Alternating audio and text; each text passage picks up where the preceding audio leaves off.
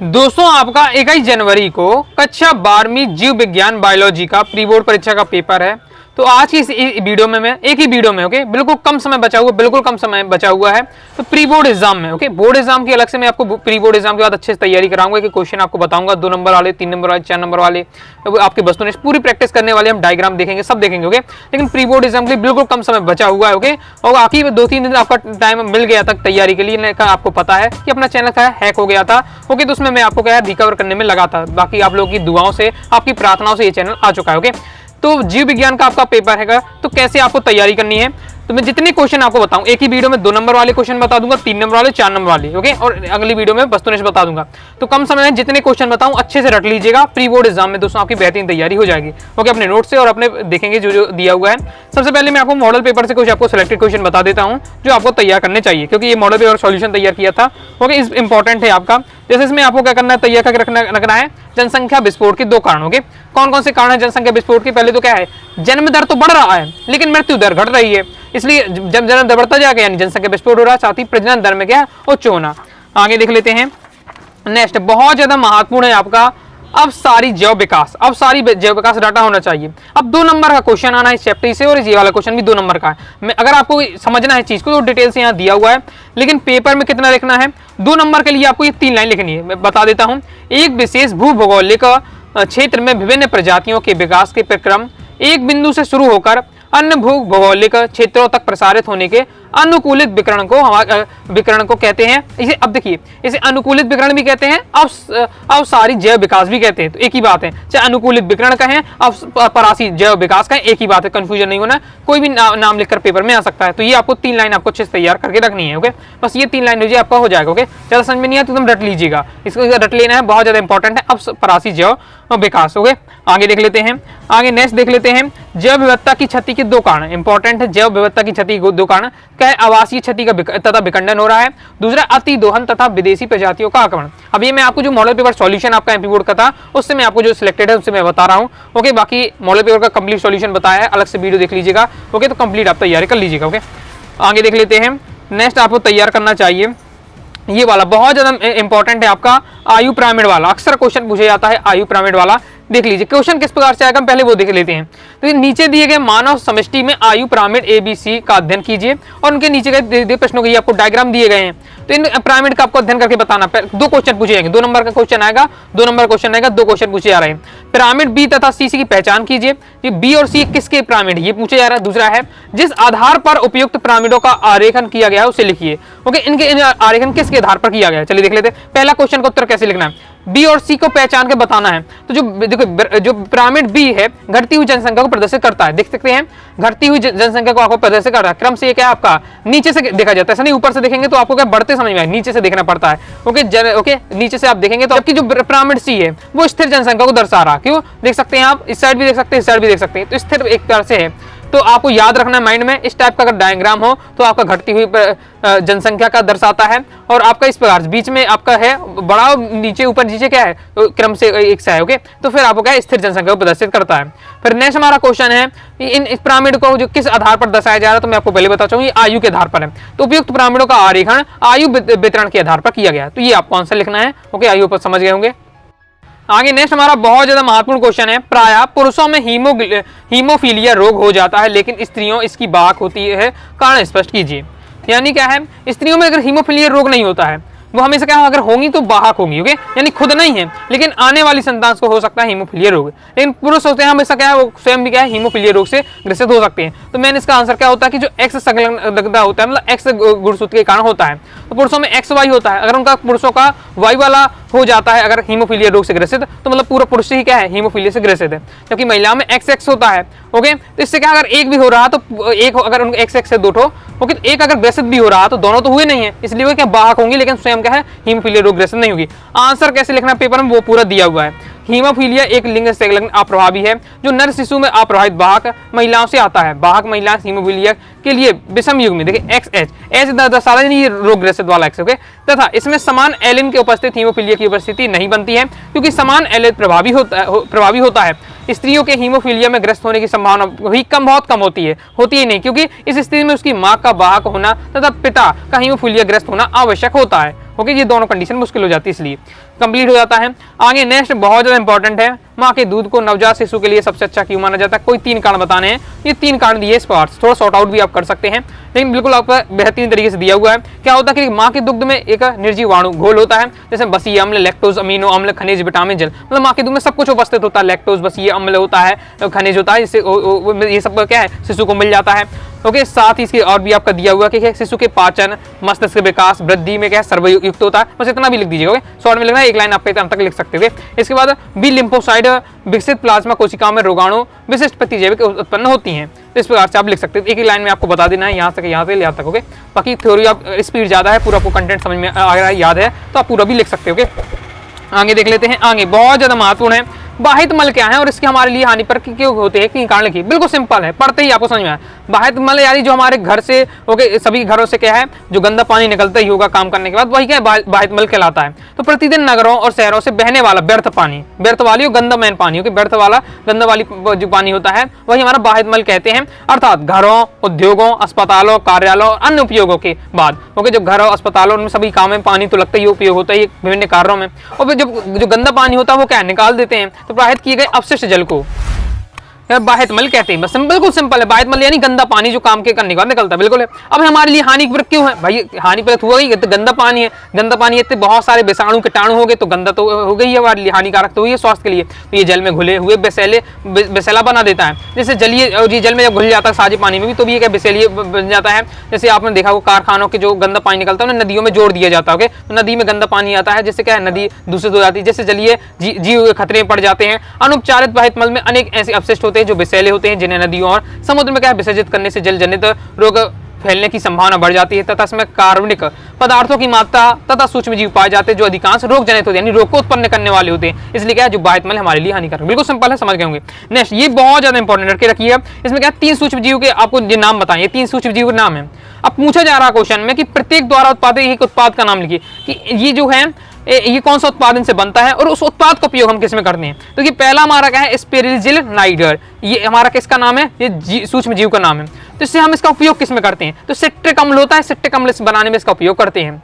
अब ओके, मतलब सिट्रिक अम्ल तैयार में इसका, अब सिट्रिक अम्ल का किस में उपयोग किया जाता है, तो सिट्रिक अम्ल का उपयोग भोजन को स्वाद बढ़ाने के लिए और सौंदर्य प्रसाधन के जो सामान होते हैं परिरक्षक के रूप में इसका उपयोग किया जाता है, याद रखिएगा।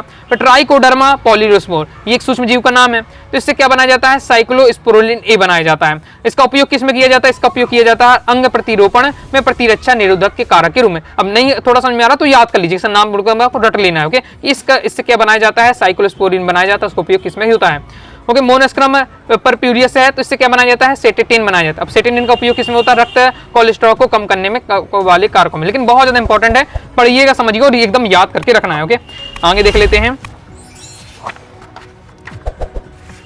इसके बाद नेक्स्ट आपको दोस्तों तैयार करना है द्विनिषेचन और तीसल्यन की क्रिया को समझाइए, ओके। इंपॉर्टेंट है। अब आपको चैप्टर बाई चैप्टर इंपॉर्टेंट वैसे ही ये समझाई है, अभी भी तैयारी कर सकते हैं, ओके। तो क्या है 12th biology important question answer के नाम से प्लेलिस्ट है, बायोलॉजी की प्लेलिस्ट में जाकर के नाम से चैप्टर बाई चैप्टर देख लीजिएगा, तैयारी हो जाएगी। इसी पर फिजिक्स, केमिस्ट्री की, हिंदी, इंग्लिश की सभी की दिया हुआ, ओके। ये आपको ये तैयार करके द्विनिषेचन और तीसल्यन में अंतर, ओके। मतलब अंतर नहीं, दोनों को समझाना है, द्विनिषेचन और तीसल्यन को समझाकर आपको लिखना है, ओके। देख सकते हैं, आगे देख लेते हैं। इसके बाद नेक्स्ट बहुत ज्यादा इंपॉर्टेंट है सक्रिय और निष्क्रिय प्रतिरक्षा में कोई 4 अंतर।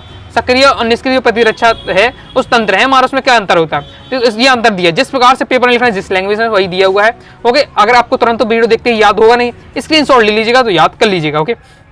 आगे देख लेते हैं। बाकी आगे अगर आपका कोर्स ज्वाइन करना है, पूरा मटेरियल चाहिए मेरा टाइप कर कंटेंट, पूरा मटेरियल प्राप्त करना चाहते हैं, बेहतरीन स्कोर करना चाहते हैं एमपी बोर्ड एग्जाम 25 में कोर्स ज्वाइन कर सकते हैं बायोलॉजी के 90 39 53 40 79 दिए व्हाट्सएप में मैसेज करके कोर्स के बारे में जानकारी ले सकते हैं और कोर्स को ज्वाइन कर सकते हैं। पूरा आपको पीडीएफ मटेरियल मिल जाएगा, नोट्स मिल जाएगा, इंपॉर्टेंट क्वेश्चन आंसर के इंपॉर्टेंट क्वेश्चन के पीडीएफ मिल जाएगा, साथ ही ऑल चैप्टर ऑब्जेक्टिव मिल जाएगा, साथ ही model paper solution previous year, मतलब जितना भी मटेरियल आपकी तैयारी के लिए पूरा दिया जाएगा, ओके।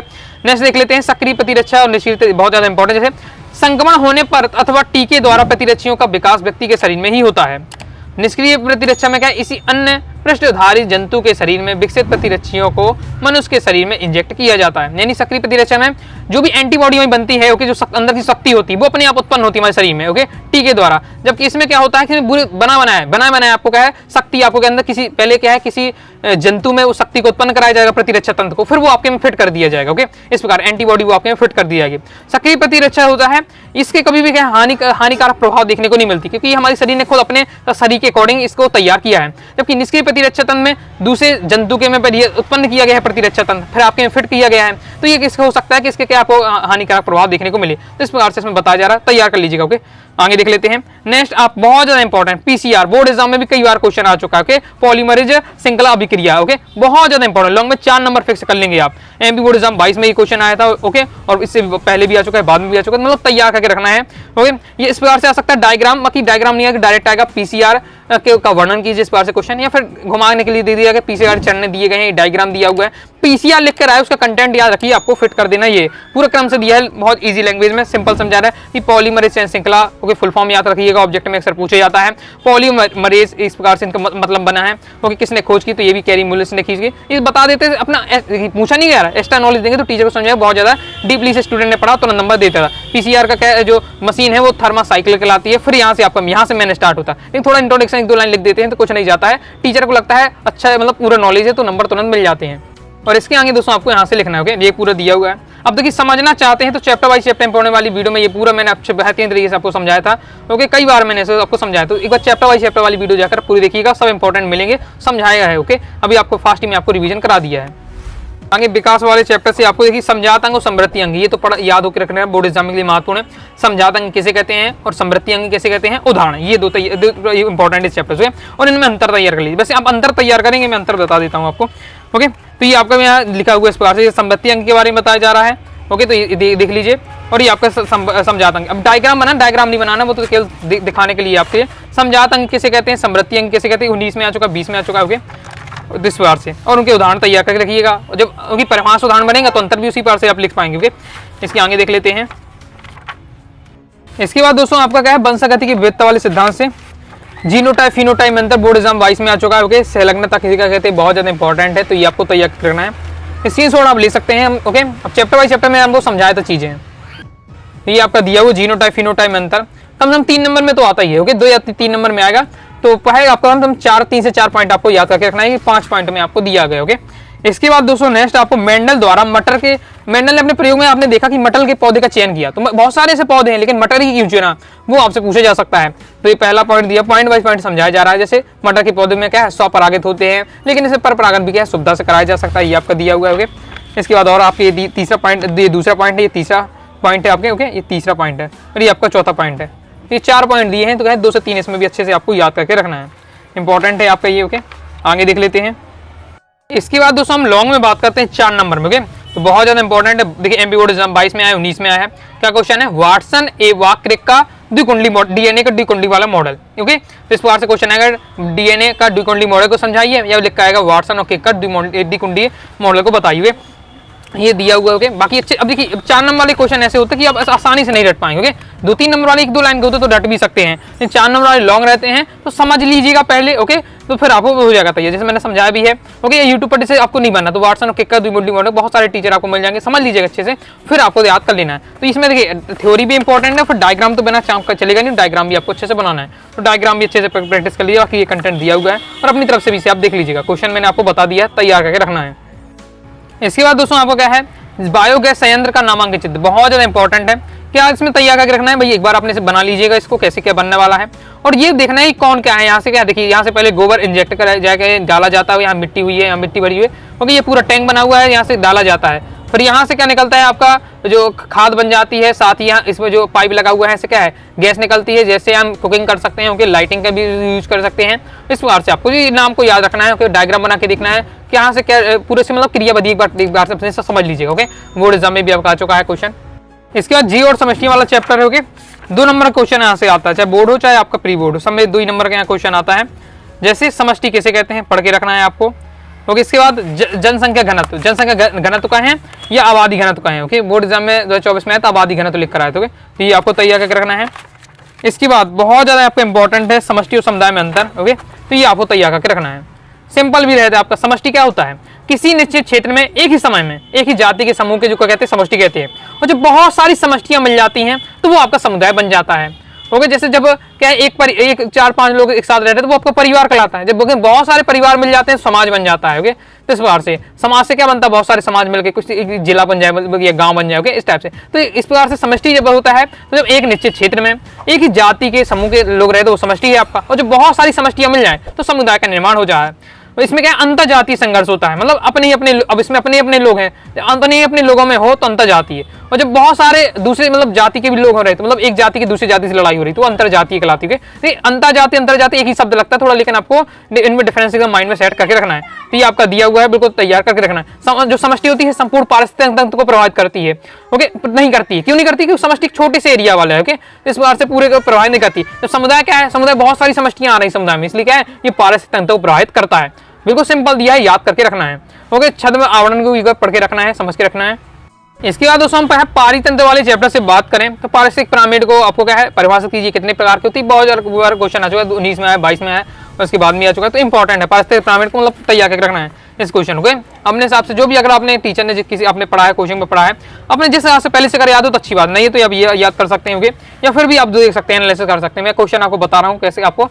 ओके, ये आपका दिया हुआ पूरा, और इसके आगे आपका ये दिया हुआ है, तो तैयार करके रखना है। साथ इसके बाद क्या है आपको खाद्य जाल और खाद्य श्रृंखला में एक बार आपके अंतर भी पढ़ लीजिएगा, इंपॉर्टेंट है आपका ये। तो खाद्य जाल खाद्य श्रृंखला में जब अंतर तैयार हो जाए तो उनके बारे में भी आपको नॉलेज हो जाएगा। तो यहाँ से अक्सर क्वेश्चन बन जाता है। ओके, पारिस्थितिक पिरामिड वाला बहुत ज्यादा महत्वपूर्ण क्वेश्चन है, तो वो आपको तैयार करके रखना है। लॉन्ग में आते 4 नंबर में उसको पूछा जाता है। ओके, 3 या 4 नंबर में आपका आ जाता है क्वेश्चन। इस प्रकार से दोस्तों मैंने प्री बोर्ड एग्जाम के लिए आपके इंपॉर्टेंट क्वेश्चन बताए हैं।